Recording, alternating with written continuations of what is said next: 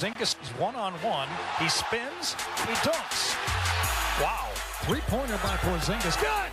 Oh, baby. Oh, jump shot by Carmelo is short. And Porzingis above everybody. Dunks it home. Galloway for three. No, not that time. And Porzingis stuffs it home. He scraped the ceiling. Wow. Down low to Porzingis. He puts the ball shot and hits. This crowd is roaring.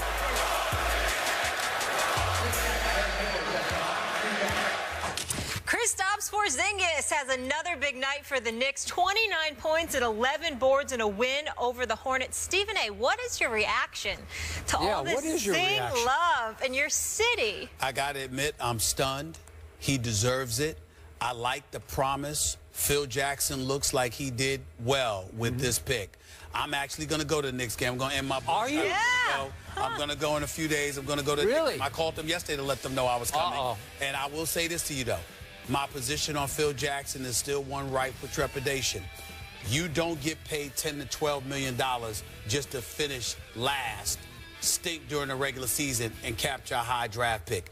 As an executive, with his cachet, his name recognition, you have to show me you can go out there and recruit a marquee free agent. Otherwise, you ain't no different than Sam Hinkie in Philadelphia, who couldn't recruit anybody out of a paper bag. He's just trying to build off of the draft. So are you willing to admit that the future is suddenly now for your Knicks thanks to a 20-year-old I wouldn't say who's 7'3" I wouldn't tall? say the future is now. What I would tell you is that I like Porzingis a lot. 29 and 11? Well, that's against Charlotte, but Did you see the like dream shake? I like him a lot. See the putback dunks? I saw it. See the easy threes? I saw it's a little bit awkward. Got to put some weight on his bones. You'll see what happens. Do you realize he's putting pressure on Melo to live up to Porzingis? Yes, he is, and I like that. I like that. I'm very pleased with what I'm seeing for the New York Knicks. I want to state for the record, you should go and support the Knicks. My boycott is over. One thing for me, please take a selfie with Porzingis. Please, please send us that. That was our Chris Carter earlier today on Mike and Mike, speaking out about the lack of recognition for white NFL receivers. We welcome in Brian Dawkins to the desk. Good to see you. Good to see you as well.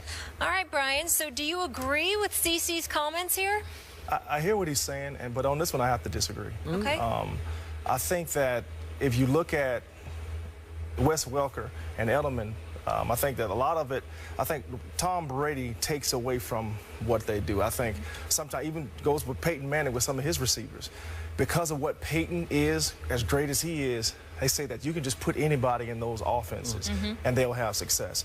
I think that when you look at the receiver position, for whatever reason, it's become, well, I do know the reason, but because of the athletes that are at the position, the receivers, the brothers, they are able to do things on a consistent basis on the outside to exploit some of the coverages that goes up against them with today's rules, the way that things are today. I think that if you look at Jordy Nelson, I think he is one of the exceptions because he has that athleticism. He can actually get off the line of scrimmage. He can stretch the field. He has the speed. He has the ability to do some of those things. I don't think it, but I really don't think it's discrimination. It reminds me of the cornerback position. And I was really trying to think, when was the last time I can remember having a white cornerback? You got to go way back. Think about it. Like, when was the last time? And I don't think it's because of, you know, cornerbacks, white guys, you know, we're prejudiced against those guys. You're just saying the facts. Just saying the athletes, right? more of the athletes are apt to be African Americans at that position. But I don't think that the guys are not getting the credit. I think they're getting the credit. I just don't think it's going to be the credit that the Julio Jones gets, the Megatron gets, because listen, when you're talking about those guys, you're talking about potential Hall of Fame type of guys. So I think that they get the credit, they get that type of, you know, credit. But to Chris's point, Wes Welker and those guys will not. I don't think they ever will get that type of pub. It's not because of white. I think it's because of talent. Well, that's basically what I said, and I think that when you look at it from the point of what Chris Carter was saying, I get where he's coming from, but there's a couple of sides to this. Number one is what you're pointing out, the fact that predominantly at those positions, you see black players as opposed to white players. And then the other point that I brought up to Skip and Molly earlier was the fact that in the case of a Julian Edelman example, who Skip considers a stud, we've raved so much about Tom Brady that pretty much everybody is glossed over because of the greatness of Tom Brady, because you're perceived as being a byproduct of the greatness that he puts on display on a year-to-year basis. Whereas, for example, even though Aaron Rodgers is so great, there isn't a sustained system spanning years and years and years in Green Bay for you to look at Aaron Rodgers and say it's everybody else with Aaron Rodgers. You see what I'm saying? Whereas with Tom Brady, he's been in New England, you know, for the last 13, 14 years doing this with the same coach. You understand? And pretty much the same system. So you look at it from that perspective, and obviously that factors into the equation as well. And then we can take it to another level. Like, for example, we see Matthew Stafford. But he's throwing the Megatron. Yes, he is. When Megatron doesn't seem to be Megatron, where does Detroit's offense go?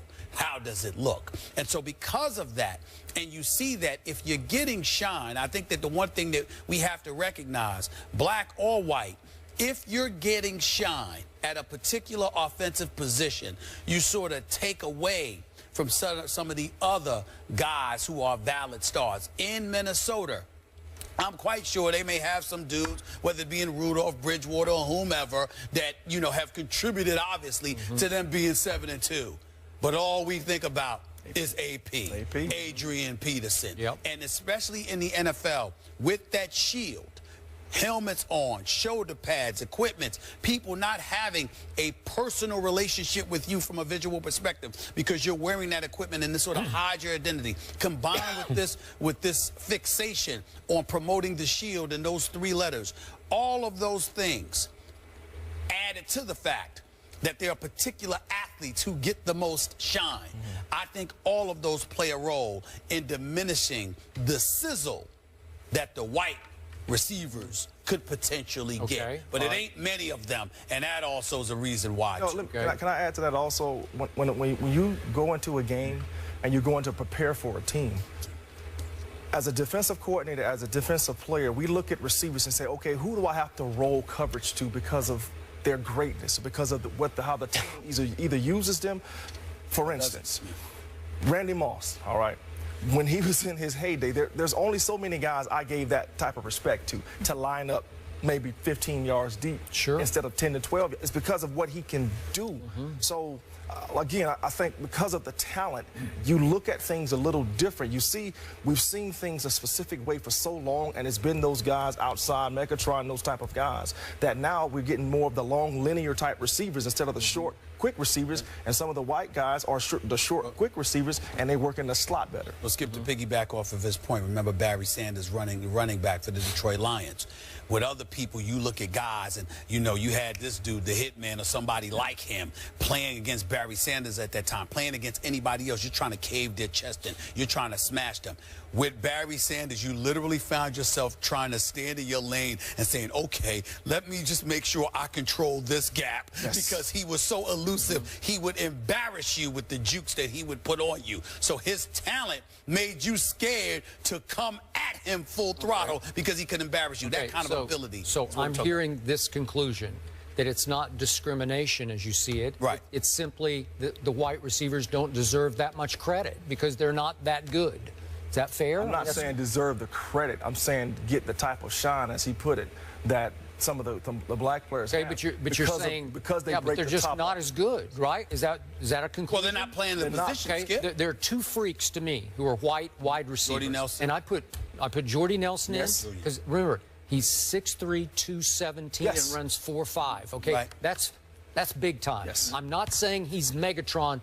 I do think he was having Megatron-like impact for Aaron Rodgers. Got it. I don't think Aaron Rodgers has been nearly as good without Jordy Nelson. Okay, so it's a big deal. That's a lot of credit I'm giving Jordy Nelson. I think Julian Edelman is a little freak. He's not as big.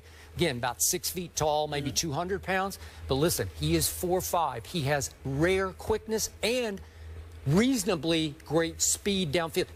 They can split him outside, and he can run by people too. I'm not saying you roll coverage to him, but he can hurt you by running by people. Let me ask you this, because you actually are better to answer CC's proclamations than either Brian or myself with the question I'm about to throw at you. You talk about Julian Edelman and how much of a little freak he is. Stephen A., I'm sorry to cut you off. Hold that thought and that question. We have to go to break really quickly, but we're going to stay on this subject and come right back to it. More in just a minute.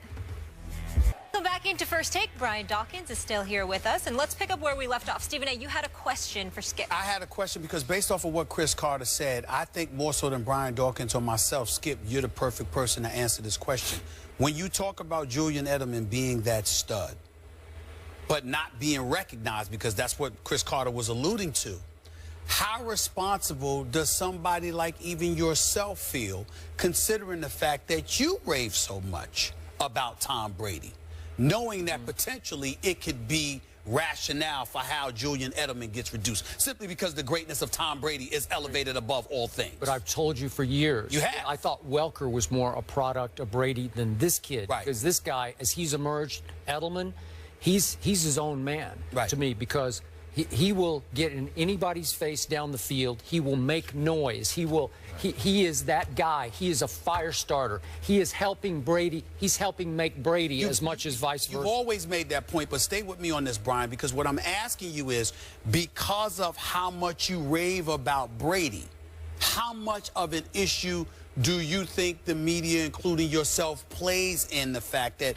Edelman, there may be validity to Chris Carter's comments because of how much Brady is so elevated? Because when I hear you talk about Edelman, I'm not going to lie to you. Even to me, it's an afterthought, because I remember you saying that everybody's a product of Brady's greatness. Could we conclude that if Edelman were black, that he would also be being discounted as a product? Absolutely. That's what I'm saying. I'm with you on that's that. what I'm saying. Okay, that well could be the case. The only person that will not ever be is Randy Moss.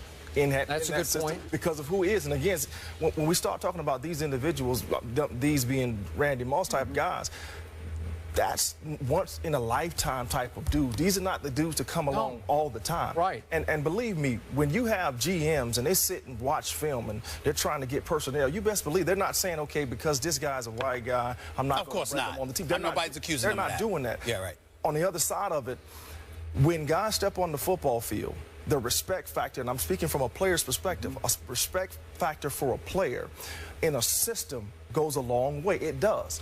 But then you just have those special guys that step outside of the system and begin to do things that the system did not teach it, teach them to do. Yep. This is what I'm talking about when you start talking about some of the brothers that have done it for a consistent basis outside. Right. And I think Jordy Nelson is second echelon of what you're talking about. Yes. He's not in the top. He's not in that Randy Moss, Megatron, Julio, whoever you want to throw up in, Des Bryant. He's not there, but he's second echelon as an impact wide receiver.